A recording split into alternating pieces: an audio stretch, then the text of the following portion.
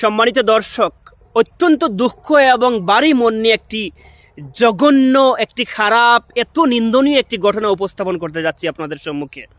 লজ্জা লাগছে এই ধরনের ঘটনা উপস্থাপন করতে, কিন্তু এরপরে বাধ্য হয়েছে এই ধরনের ঘটনা উপস্থাপন করতে, কেননা স্বার্থপর মিডিয়া এখন চুপ, মিডিয়া চুপ, তাদের কাছে এই ধরনের খবর নয়, যার জন্য বাধ্য হয়েছি।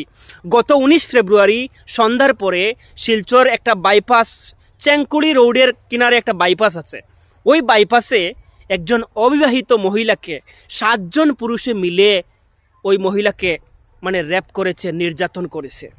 এত নিন্দনীয়, এত জঘন্যতম ঘটনা বরাক উপত্যকায় যে ঘটবে আশা করতে পারিনি। ছোটবেলা ফিল্মে দেখেছি এই ধরনের ঘটনা, কিন্তু এখন বাস্তবে রূপান্তরিত হয়েছে, তাও আমাদের বরাক উপত্যকার মধ্যে। এত জঘন্য। এখন পর্যন্ত 5 দিন হয়ে গেছে, ওই মহিলা একজন পুরুষকে চিনতে পেরেছে, আর বাকি কাউকে চিনতে পারেনি।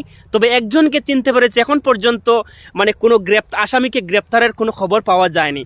Justice for women, justice for মহিলা, এই মহিলার জন্য ন্যায় চাই। এবং যারা আমার ভিডিও দেখছেন, কন্টেন্ট ক্রিয়েটরদেরকে অনুরোধ করছি এই ধরনের ঘটনা তুলে ধরবেন এবং ধিক্কার জানাই এই ধরনের নিন্দনীয় ঘটনাকে।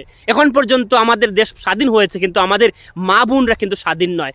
তারা সন্ধ্যার পরে একা একা ঘর থেকে বাহির হতে পারে না। তাহলে কিভাবে আমরা বুক ফুলিয়ে বলবো আমরা স্বাধীন ভারতে বসবাস করছি?